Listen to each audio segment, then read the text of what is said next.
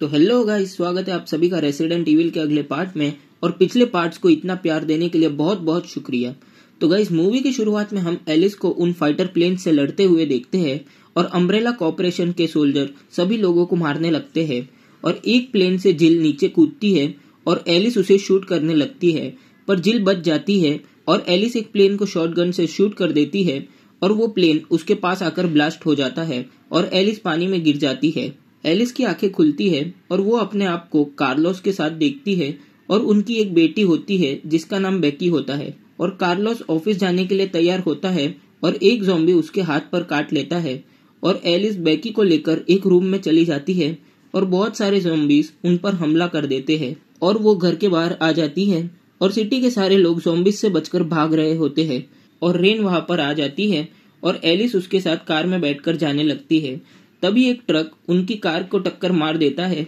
और एलिस की आंखें खुलती है और वो अपने आप को अम्ब्रेला कॉर्पोरेशन के एक रूम में देखती है और जिल उससे सवाल पूछती है और उसे टॉर्चर करती है और कोई उस सिक्योरिटी सिस्टम को हैक करके उसके सिक्योरिटी को ऑफ कर देता है और एलिस वहां से बचकर उस रूम से बाहर आ जाती है और वो बाहर आकर देखती है टोक्यो सिटी और उनके लोगों को और कैसे वो टी वायरस वहां पर फैला होता है और सब ज़ॉम्बीज उस पर अटैक कर देते हैं और एलिस उन सबको एक एक करके मारने लगती है और उनसे बचते बचाते वो एक दूसरे रूम में आ जाती है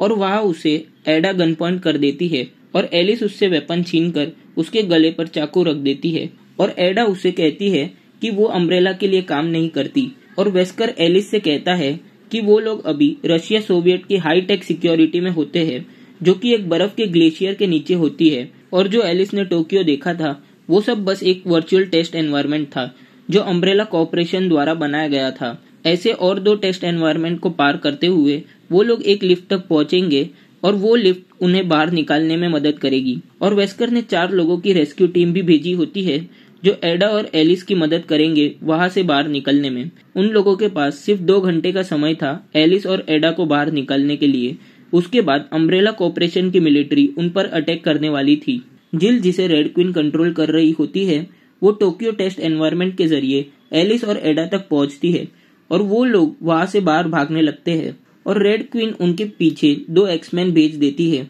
और एलिस एक कार को ब्लास्ट कर देती है और ऑयल टैंकर के ऑयल की वजह से वो दोनों एक्समैन मर जाते हैं। और वो टेस्ट एनवायरनमेंट के बाद एलिस और एडा सबर्बिया पहुंचते हैं उसके घर और वहां एलिस को उसकी बेटी बेकी मिलती है और बाहर निकलते ही रेन, कार्लोस और जिल उन्हें सरेंडर करने को बोलते हैं, पर एलिस और एडा उन पर फायर कर देते हैं और एडा एलिस को बेकी को अपने साथ लेकर जाने को बोलती है और एडा उन लोगों से बच जाती है। अब मॉस्को टेस्ट एनवायरनमेंट में लूथर, लियोन और बेरी आ जाते हैं और रेड क्वीन रशियन आर्मी के ज़ॉम्बीज को उन्हें मारने के लिए भेजती है और सब लोग आर्मी के सोल्जर्स को मारने लगते हैं और एक ज़ॉम्बी उनके एक साथी को चेन सॉ से मार डालता है और वो सब लोग वहां से बचकर बाहर आ जाते हैं और एक बड़ा सा खतरनाक क्रिएचर उनकी एक साथी को खा जाता है और वो क्रिएचर उनको मारने ही वाला होता है। तभी वहां पर एलिस कार लेकर आ जाती है और उन सबको कार में बैठाकर वो चली जाती है और पीछे से उन पर रशियन आर्मी अटैक कर देती है और वो सब लोग मिलकर उनसे बच जाते हैं। और एलिस जाते वक्त रेन को बेकी का ध्यान रखने को बोलकर गई थी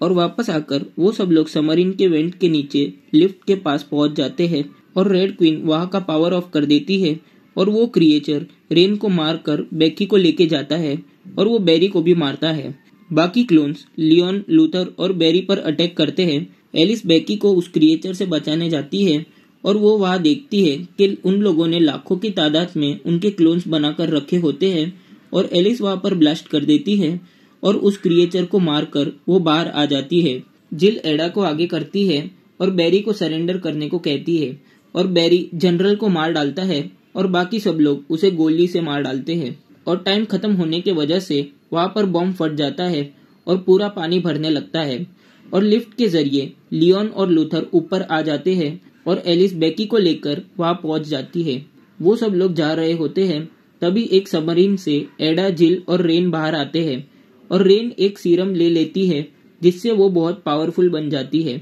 एलिस जिल से लड़ते हुए उसके ऊपर से वो स्पाइडर वाली चीज निकाल देती है जिससे कि रेड क्वीन उसे कंट्रोल नहीं कर पाती और रेन क्योंकि बहुत पावरफुल बन चुकी थी, लियोन और लूथर दोनों मिलकर भी उसका कुछ नहीं बिगाड़ सकते थे वो लोग उसे गोलियां मारते हैं पर फिर भी उसे कुछ नहीं होता और रेन लियोन को दूर फेंक देती है और वो लूथर के हार्ट को पंच करती है और वो मर जाता है। एलिस रेन से लड़ती है पर वो फिर भी उसे रोक नहीं पाती और जिल उसको गन दे देती है और नीचे के बर्फ को तोड़कर वो रेन को नीचे गिरा देती है और सारे ज़ॉम्बीज उसे पानी में खींचकर मार डालते हैं। अब एक हेलीकॉप्टर में वो सभी लोग एक जगह पर पहुंच जाते हैं और उन्हें वेस्कर मिलता है और वेस्कर एलिस को टी वायरस इंजेक्ट कर देता है और वो उन सब लोगों से कहता है कि ये पूरे वर्ल्ड की आखिरी ह्यूमन स्टैंड है और वो सब लोग मिलकर ही इसे बचा सकते हैं। और हम देखते हैं कि पूरे ज़ॉम्बीज की फौज, उनके सारे क्रिएचर्स उन सभी के सामने होते हैं और यहीं पर यह मूवी एंड हो जाती है।